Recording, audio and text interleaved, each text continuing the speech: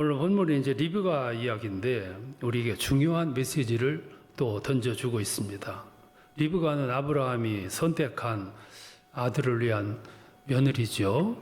근데 그 며느리를 아주 멀리에서 찾으려고 애를 썼습니다. 그래서 거기서 100km나 떨어져 있는 3일길 떨어지는 하란에 살고 있는 친족들 가운데서 며느리를 선택을 해요. 뭐 가까운 데서도 많을 텐데 왜 그렇게 멀리 있는 며느리를 얻었을까? 아브라함에게는 중심이 있습니다. 그 세 가지인데 하나는 혈통을 보존하겠다는 마음이 있고 또 하나는 신앙을 유지하겠다는 그런 뜻이 있고 또 하나는 하나님이 주신 약속이 많은데 이 소중한 약속들을 잘 계승할 수 있는 자질을 갖춘 여인을 필요로 했습니다. 이게 굉장히 깊은 생각을 하게 됐어요. 그래서 신뢰했던 그 엘리에셀이라는 종에게 임무를 맡겨서 그 친족들이 살고 있는 하란으로 보냅니다. 이 종이 여러 날 여행을 해서 마침내 하란에 도착해서 우물가에 자리를 잡습니다. 이 우물가는 사람을 만나는 접점 지역이에요. 예수님도 전도하기 위해서 우물가로 갔잖아요. 가서 여인을 만나 전도를 하게 됩니다. 그때 우물가에 앉아서 이 종이 먼저 기도를 해요. 순전하게 만나게 해달라고, 하나님이 선택한 여인을 만나게 해달라고 아주 심사숙고 진지하게 기도를 하게 됩니다. 기도 끝나고 나니까 이제 리브가가 연출한 것처럼 딱 시간이 맞게 물동이를 이고 물을 기르러 와요. 그래서 이렇게 쳐다봤겠죠. 그러다가 나에게 물 좀 달라 그러니까 리브가가 물을 깃다가 아주 정성껏 물을 떠서 종에게 줍니다. 그리고 시키지도 않았는데 피곤해지신 당신의 약대들에게도 내가 물을 드리리다. 그리고 그 위에 물을 퍼주어요. 벌써 이 여인의 선한 행동이 하나님이 인도하시는 그런 매개로 사용이 되잖아요. 그래서 이 종이 그 모습을 보고 감동을 해요. 아, 이게 뜻이구나.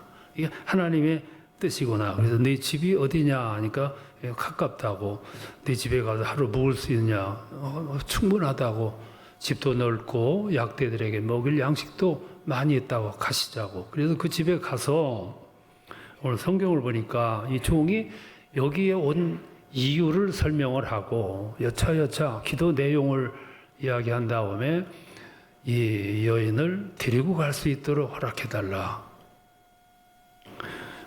참 당돌하기도 하지만 성경은 이제 거두절미하고 줄거리만 말씀을 하는 거죠.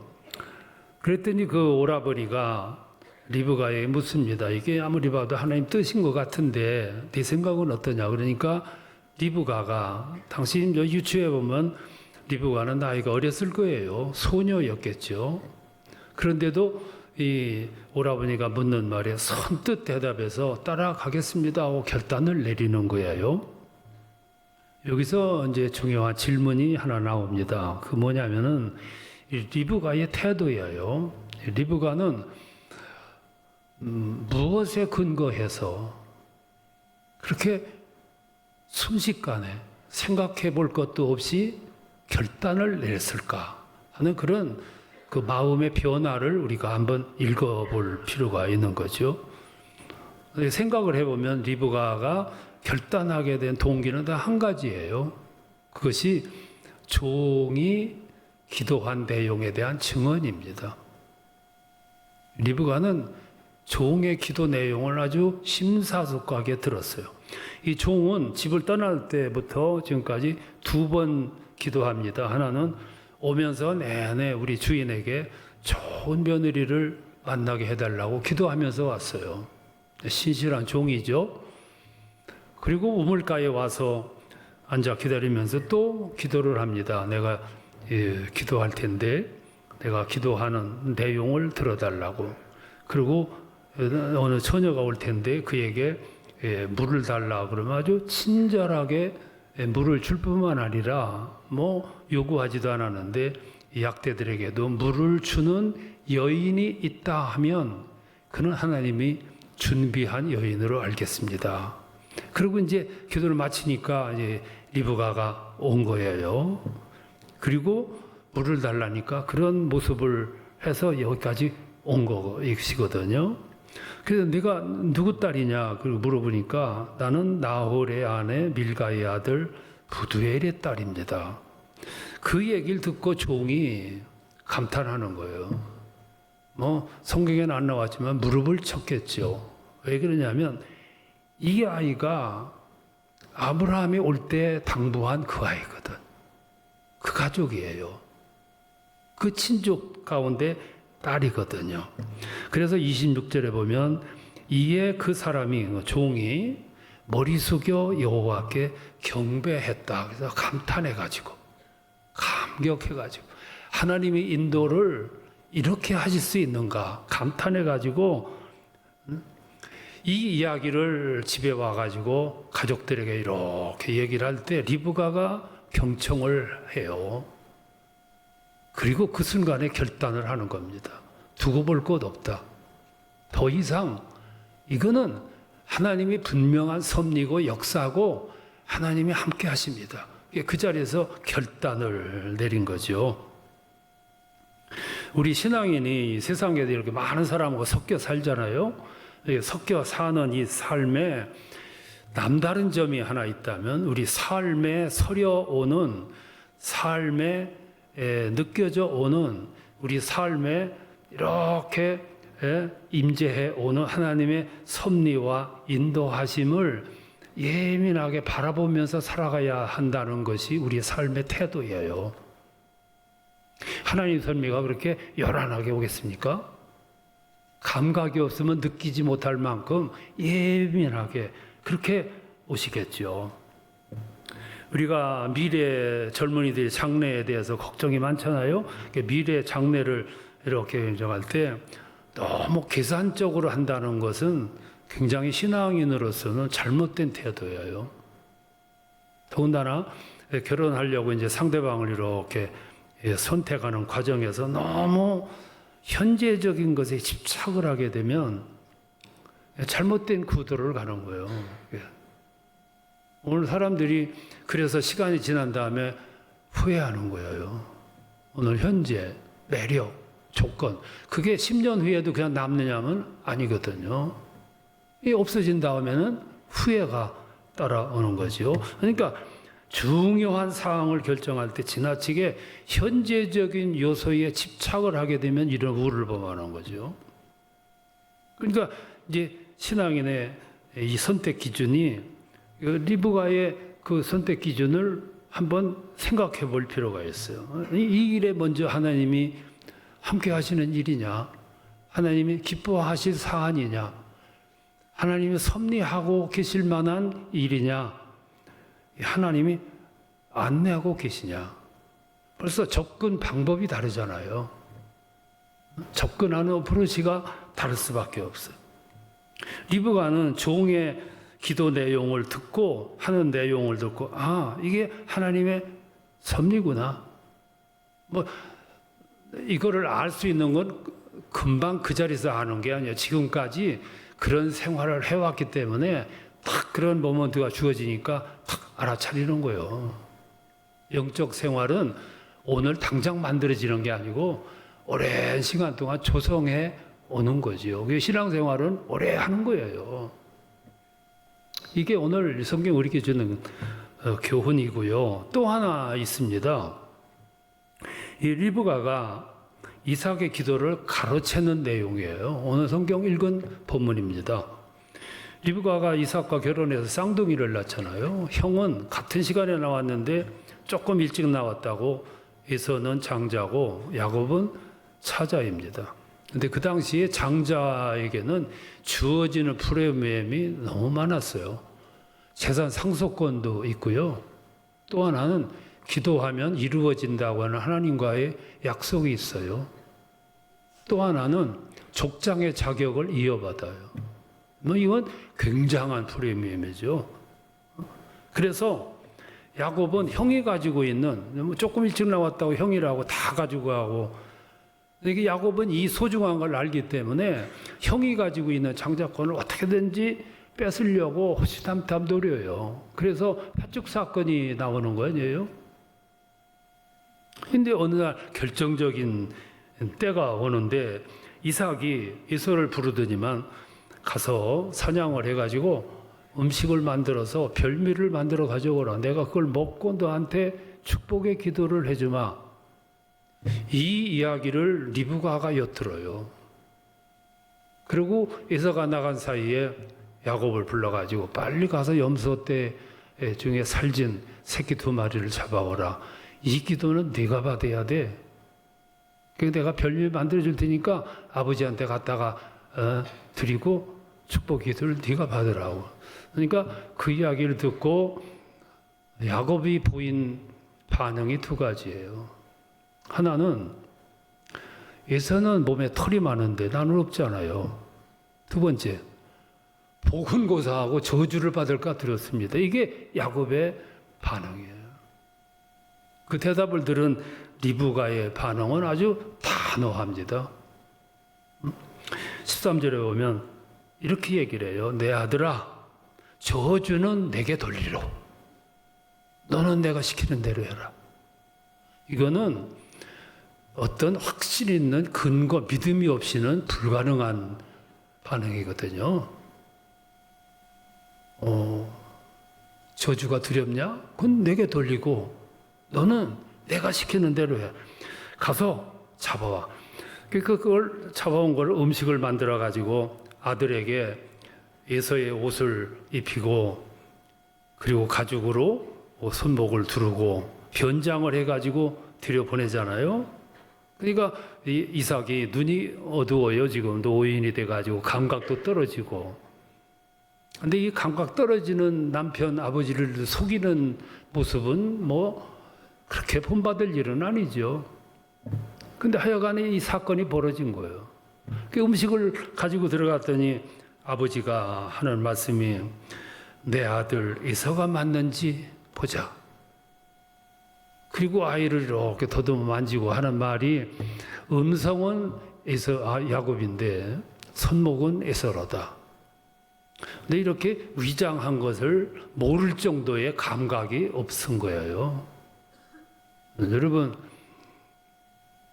사람이 감각이 없어도 이렇게 없을 수 없잖아요.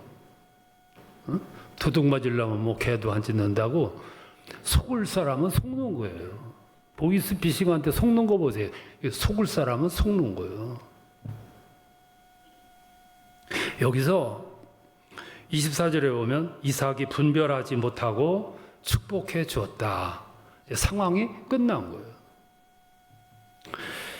그래서 질문이 또 하나 나와요. 아까 질문은 신속하게 여기를 떠나겠다 하고 결단 내릴 수 있었던 근거는 종의 기도의 내용을 듣고 하나님의 섭리를 직감한 것이라면 지금 이 사건, 별미 사건에서 우리가 질문해야 될 것은 리브가는 왜 이런 무모한 짓을 저질렀을까? 이건 사기인데, 거짓인데 이렇게도 되나? 이런 질문이에요. 그렇죠? 이런 질문을 여기서 하는 거예요. 그러면 리브가는 그런 근거도 없이 그렇게 했겠냐면 그건 아니에요. 성경에 아주 엄연하게 근거가 있어요. 창세기 25장 20절에 보면 리브가가 이삭과 결혼합니다. 나이가 40이잖아요. 이삭의 나이가.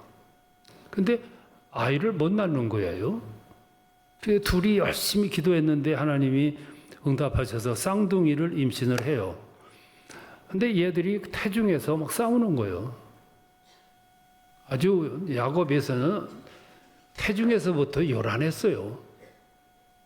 싸워요. 그러니까 이 2 부부가 두려운 마음에서 하나님께 기도를 합니다.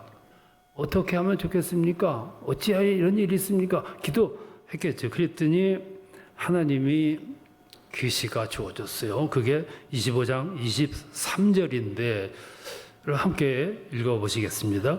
여호와께서 그에게 이르시되 두 국민이 네 태중에 있구나. 두 민족이 네 복중에서 나누이리라. 이 족속이 저 족속보다 강하겠고 큰 자가 어린 자를 섬기리라. 예, 마지막에 큰 자가 어린 자를 섬기리라. 이것을 리브가가 마음의 심중에 가지고 있어요. 이건 하나님의 계시야. 하나님의 섭리야. 하나님의 약속이고 이거는 하나님의 계획이야. 그리고 마음에 품고 있어요. 근데 때가 돼서 이 족장권 장자에게 이제 축복을 해야 되는데 이삭은 그런 거 저런 거 거두절미하고 생각 없이 전통에 따라서 장자에게 이양하려고 별미를 요구한 거예요. 근데 그에 대해서 이 리브가는 이게 아닌데, 이건 하나님의 약속이었는데, 하나님의 계시인데, 하나님의 계획이고 하나님의 섭리인데, 그래서 이 부분에서 이 리브가가 과감하게 이삭의 잘못된 점을 과감하게 수정하기 위해서 행동한 것, 그게 이 사건이에요. 우리 신앙인은 살아가는 동안 가장 유념해야 할 부분이 뭐냐면 하나님의 계시와 하나님의 말씀과 하나님의 약속을 소중히 해야 된다는 거예요. 오늘 본문을 보면 리브가는 무엇보다도 하나님의 계시를 중시했고 절대적으로 신뢰한 거예요. 그걸 무시하려고 하는 이삭의 행동에 대해서 과감하게 나서서 수정시키는 거죠. 그러니까 믿음의 길은 지식으로 가는 길도 아니고 상식으로 가는 길도 아니고 약속 그걸 믿고 가는 길이 신앙의 길이라는 거죠. 여기서 또 하나 이삭의 모습을 한번 되새겨 볼 필요가 있어요. 리브가에 비해서 이삭은 너무 유약했어요. 결혼할 때도 신부감을 데려오는데 종에게 위임하고 자기는 기다리고 있어, 집에서. 이게 이삭의 모습이에요. 장자권을 이렇게 이양을 할 때도 하나님의 섭리, 하나님의 계시 이걸 잊어버렸어. 그러니까 전통적으로 그냥 하려고. 결정적인 거는 감각이 떨어져요. 아무리 눈이 어둡고 나이가 많 길었으니 그걸 모를 수 있어요. 응? 음성은 야곱이나 손목은 에서로다. 이런 유약한 이삭에게 하나님은 리브가와 같은 통찰력, 영적 통찰력이 있고 무서운 결단력 있는 여성을 붙여준 거예요. 여기서 한 가지 또 짚고 넘어가야 할 게 뭐냐면 별미 문제거든요. 아버지가 아들에게 기도를 해주는데 꼭 별미를 얻어먹고 해야 되냐 이런 얘기가 나오잖아요.